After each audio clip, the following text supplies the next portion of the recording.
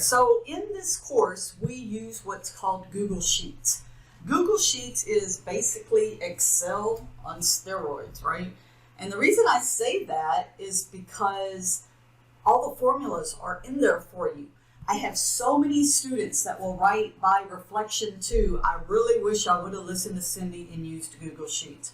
Google Sheets will do the calculations for you. You still got to interpret them, but yes. So how do I find them? In the course information start here folder, and then you scrolling, and look right here. Software needed, and here's even some directions. Okay, so this is a nice little PDF that kind of walks you through the step-by-step how to use them, but this is how you get Google Sheets. So you have to have a Gmail account, okay? If you do not have a Gmail account, who doesn't have a Gmail account? Everybody has one. And you click here, and once you click on this Google Sheets, go away, you have to make a copy.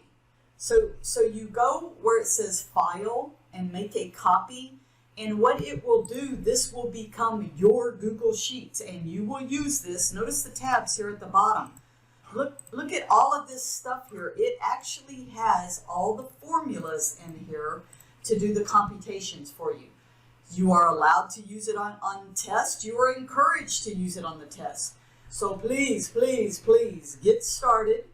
Once again, you want to go into the software needed and get your Google Sheets set up and ready to use. You're going to see all my videos show use Google Sheets, use Google Sheets. So hey, use Google Sheets.